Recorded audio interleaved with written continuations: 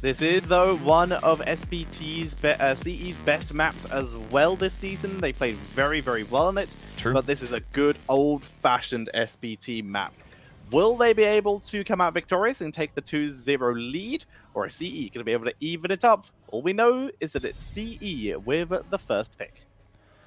Alrighty then, CE already has to taste what it feels like to be behind in a series for once. They were dismantling KT earlier before with a clean 3-0. This time around, they're the ones we're going to have to do some catching up to do. Diablo taken away, Genji taken away. Now, it's interesting actually that CE themselves are banning both heroes away from SPT and themselves here. No Tyrande, no Diablo. We're going to have to go on to a good old standard game. Indeed, we will, unless, of course, SPT somehow does not ban out Maiev right now. Gonna have to stick with... I mean, they could also ban out Deckard, but no, Maiev just too strong. And I think Deckard might very well just be the first pick for CE. Now with Tyrande gone, that means Deckard Cain is probably the strongest support available, and they're securing it immediately. Now, the Deckard first pick could mean two things. First of all, Hammer is now an option for CE, so how does SPT react to that potential threat?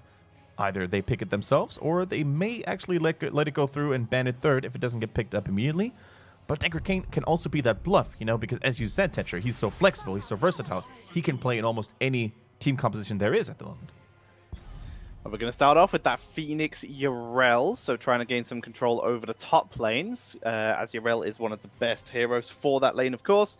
But Malthael is still available for CE if they want to give that over to KTY. If not, Leoric can also hold that pretty effectively too. There's Dahaka is their choice, so instead of winning the lane versus Yrel, they choose to gank the lanes elsewhere.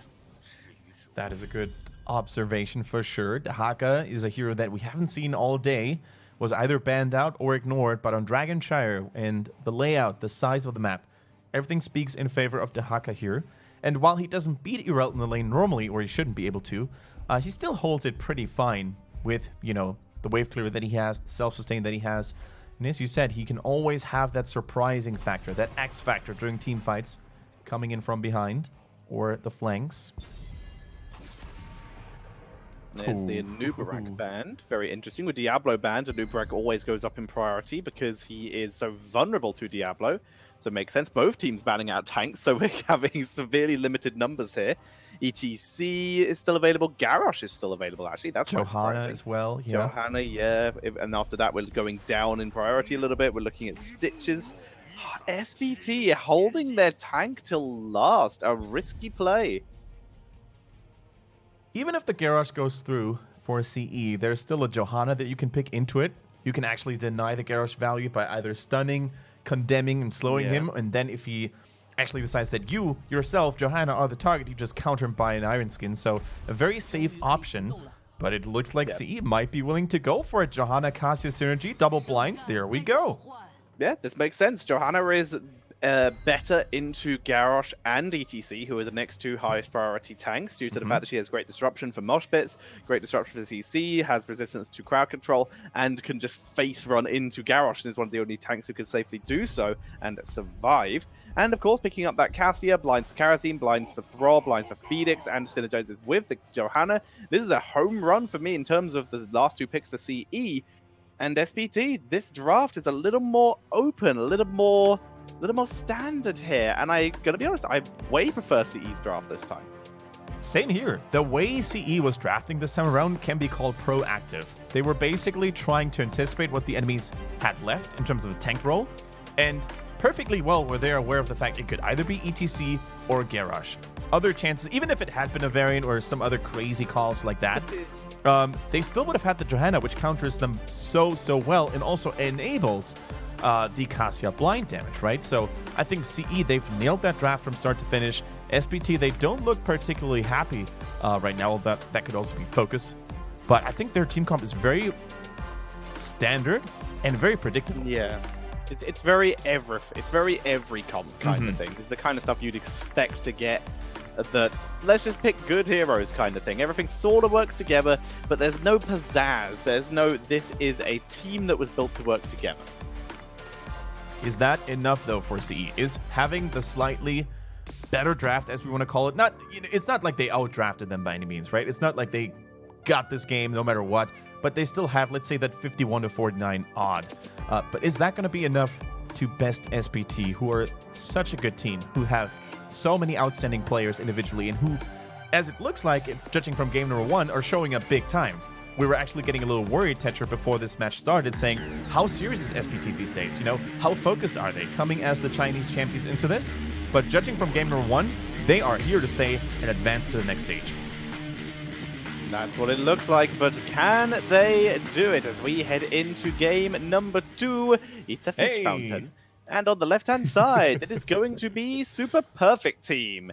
Playing for them, we have Lucky, Melody C, Misaka, Soap, and ZZH. Facing them is CE with a Luful, XTQ, 365, KTY, and Juyu.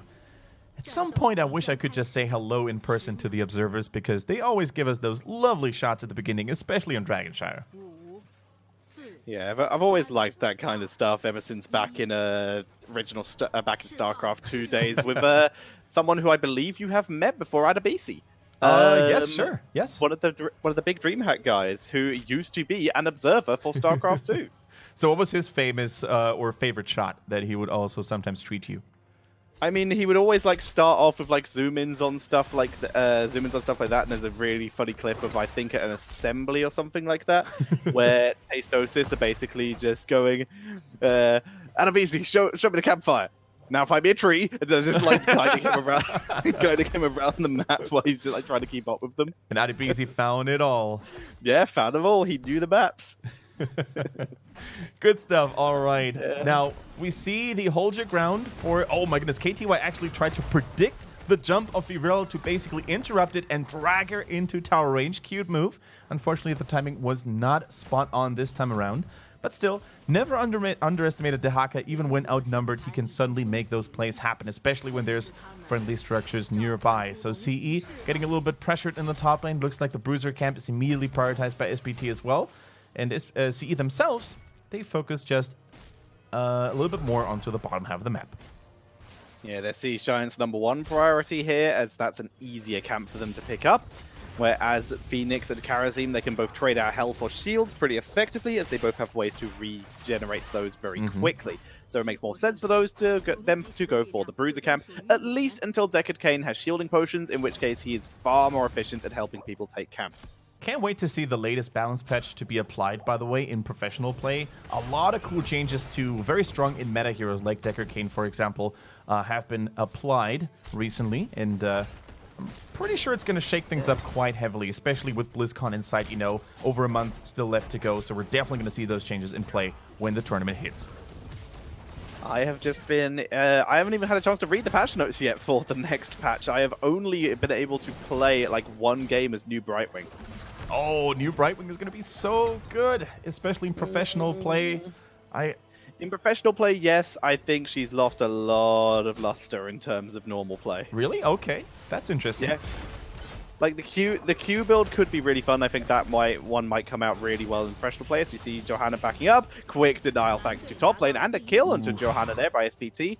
But yeah, losing cleanse on level 7, losing a lot of that TP build value, and the fact that her Brightwing's just baseline cleanse is really slow, like it just pulses out from her body at a really slow pace, means that she's a far less reactive and skill-based hero now, and now it's just hope you land Q and polymorph in good timing.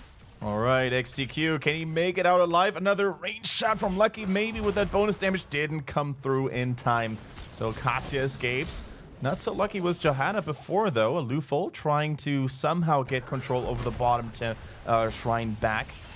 But yeah, as we said, a lot of balance changes coming in, especially solo laners were tackled quite a bit here, Irel and Blaze. So that's certainly gonna shape up interesting. Yeah, very, very good changes, I agree. Yeah, with Kerrigan being changed and some of those big tanky solo laners being changed, we might see the return of some melee assassins, but we will see.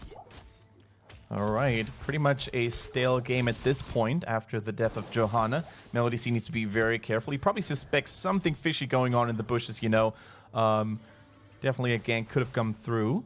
But he plays safe, and the interrupt on Juyu. Once again, the body blocks are real by Misaka as well, but they're fully aware that reinforcements are already coming in for CE. Top lane back under control of SPT now. Both teams are basically just having rotations all over the place, trying to keep at least one shrine in their possession. Level 7 hits a little bit early for SPT, but both teams have those talents ready by now.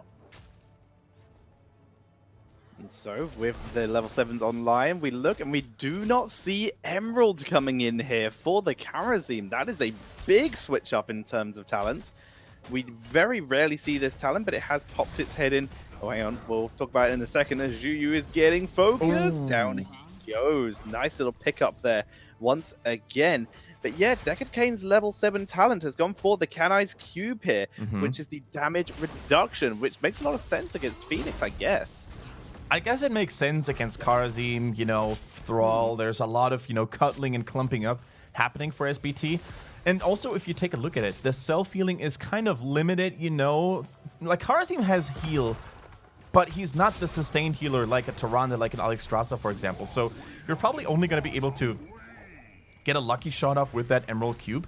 So I like Kanai's Cube. It's still not my favorite one by any means. I still probably would have taken the Emerald just for good measure because Thrall has self-healing, Garrosh, Irel, they too have self-healing as well. But, you know, let's see what the damage mitigation can do. In the meantime, we see Karazim with that first Dragonite of the game. Keep your distance from KTY. He might drag you into the towers again. He might. You need to be careful. And you mentioned damage mitigation, by the way. The Zealous Glare... Oh, hang on, SDQ taking some damage. But yeah, Zealous Glare for Juyu here, meaning that when he auto-attacks against blind targets, it increases the duration of his blind up to a maximum of 3 seconds, which, once again, against Karazim, Thrall, Phoenix, going to be really good.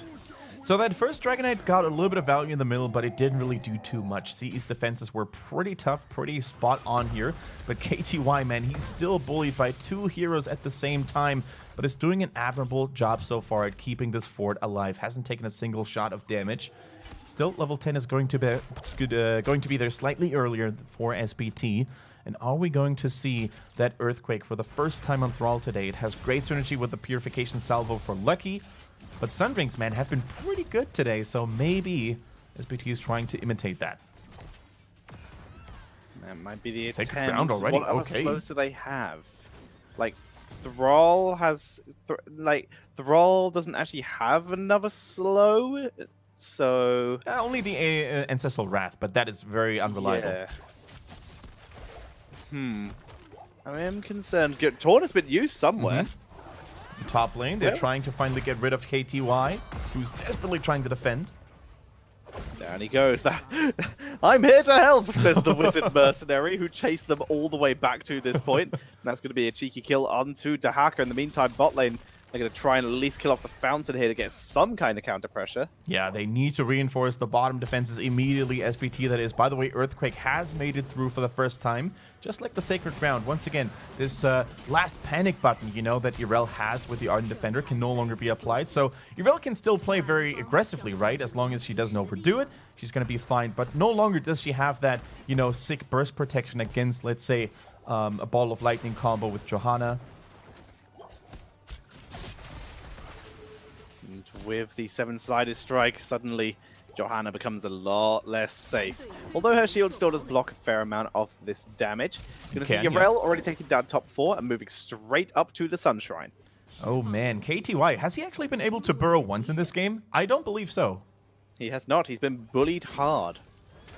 And you can't actually burrow when, you know, you're getting pressured all the time. If that burrow means that your top lane is going to take some heavy damage and maybe even lose a structure, that is normally not a good trade. Now, is he coming in with Earthquake? Heavy damage onto him, though. KTY just killed Thrall with a drag tongue, now turning onto ZZH, who is bullying him, but the salvo was great here by SPT to drop down 2 members of CE as well. Both the damage dealers stay a while to give them the disengage, but that's going to be the double channel. Immediately, ZZH piecing out. They just need to keep KTY from recapturing as they just toss him in. They're going to actually get the kill and a Dragonite here. And despite a fantastic burrow from Dahaka, that is going to be a triple kill in exchange for one and a Dragonite going over to SPT. That was definitely a worthy sacrifice by Thrall, who had used all of his self-sustain, all of his abilities to keep himself alive for as long as possible. And he bought enough time for his teammates to get into a good position, to turn back the tides, and, you know, deliver the damage themselves. Zuyu heavily outnumbered, out-rotated as well. The Dragonite even drops a little bit of fire to warm him up. And that, ladies and gentlemen, I think could be a heavy swing of momentum in favor of SPT. They're setting up the middle fort. They're already pushing the bottom as well. The map is going to get wide open here against CE. Quick punt away onto XTQ. He arrives very nearly into Misaka's waiting arms, but is able to pull back this time. With the Dragonite expiring up in mid lane, everyone else pushing this bot lane. This will likely be a double fort play with top lane dying earlier. That's going to mean all three forts of CE will be down unless this defense works out, which right now they've driven back SPT for a temporary period of time. The minion wave has arrived. SPT decided not to capitalize on it. Yeah, they're in no hurry, right? They are in no rush. They can basically take their time, maybe go for some more mercenary camps. Soak all three lanes. That's basically why Irel is rotating all the way to the top, because if they keep up the experience soak, they're going to get 16 relatively soon, and with that 16, they're probably going to be able to secure another Dragon Shrine, and, you know, that's how you basically snowball on this map. You just don't go for risky plays. You try to read your opponent's movements, which is exactly what SPT is doing right now, and, you know, keep in the influx, keep in the income of experience. They move up, quick condemn onto the Siege Giants, burn them down using those hands of scatter arrows as well. It is. They're going to grab a Bruiser camp of their own. This is going to be a Bruiser and Siege Giant push with 4 out of 5 members of CE versus a Bruiser camp push for SPT. Actually, it looks like SPT choose to defend because the double Merc camp is too scary. Yeah, this is actually a mighty good opportunity for CE to basically come back into this game, right? Double Mercenary camp push, the Wizard Mercenary in particular provides additional protection against heroes like Thrall and Phoenix. They're trying to make the defense a little more aggressive here, SPT that is. Thrall, once again, Melody C took a heavy amount of damage. Where is the engage? Irel in the backline was scouted by the Sonic Arrow, and that is the go signal for Soap. She turns around, looks for the play onto STQ. Here comes the Sacred Ground. CE need to move out of this. Seven-sided is absorbed by multiple members. Ball Lightning coming in here. Quick toss by Garrosh. Allen into the fray to save Soap. Stay a while. Trying to kill off Melody C. Armor applied by Soap.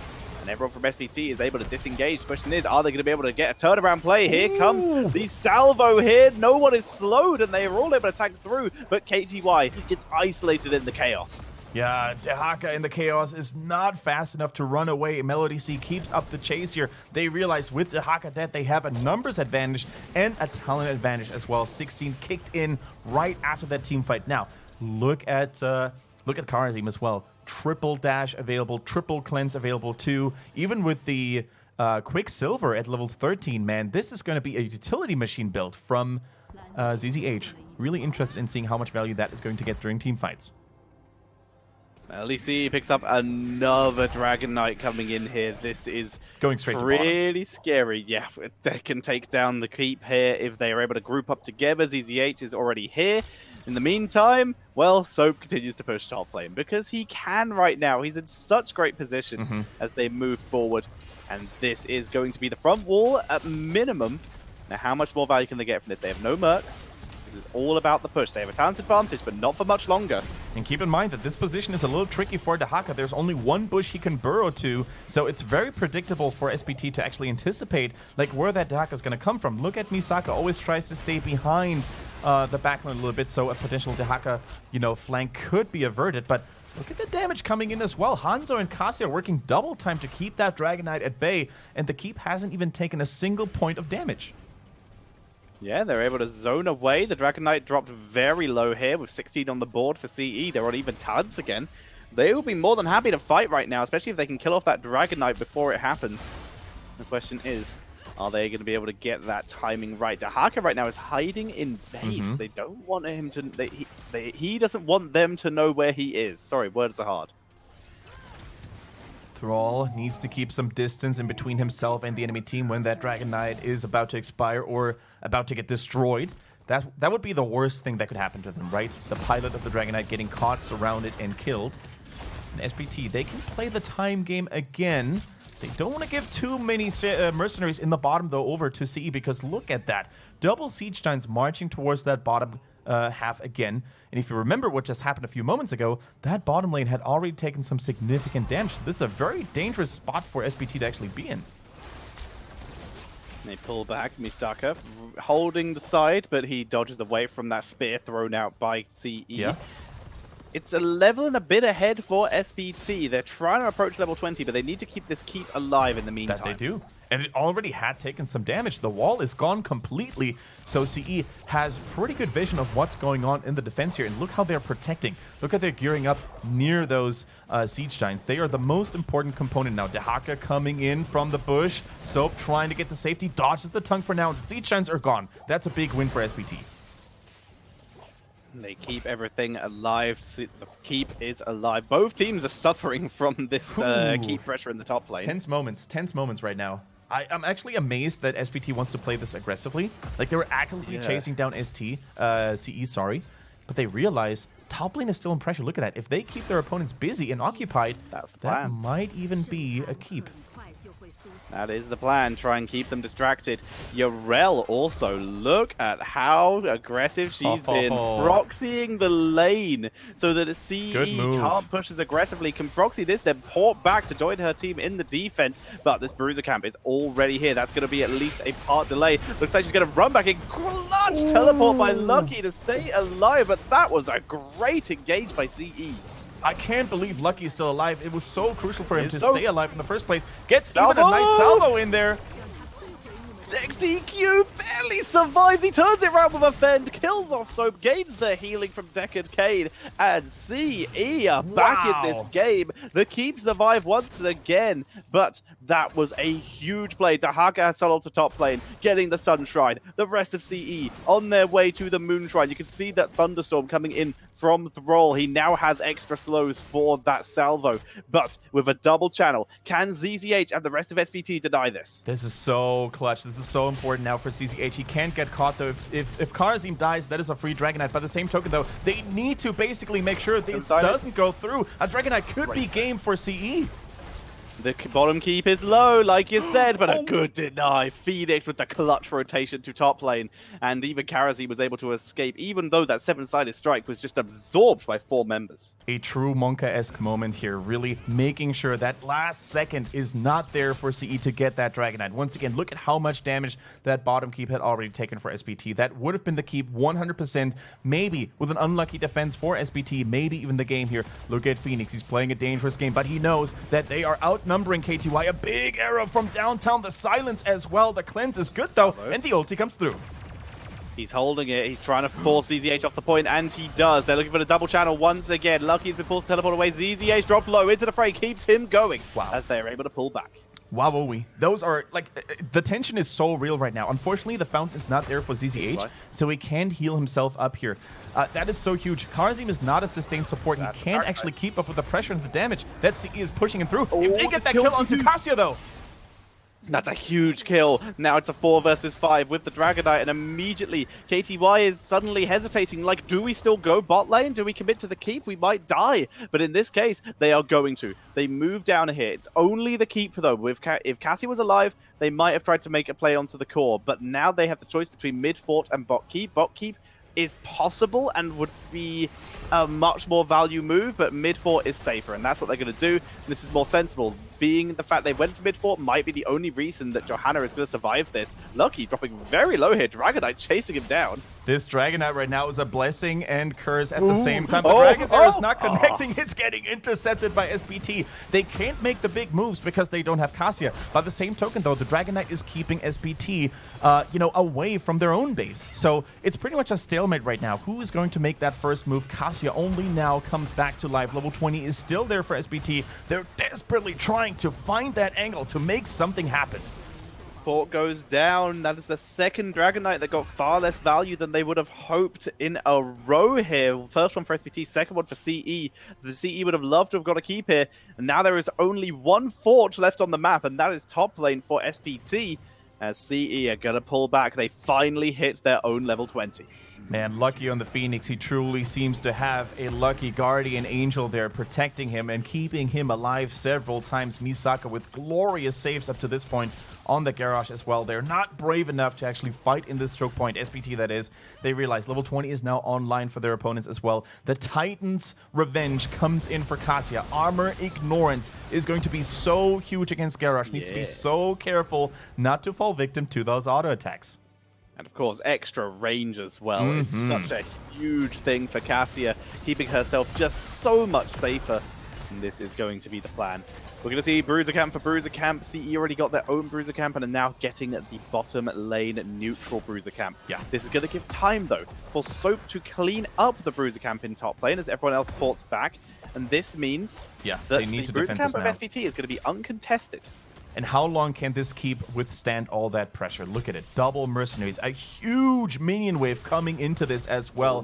Irel is still in the top lane. Only now does she port back. And this is most likely going to be the keep. I don't think SPT can hold it this time.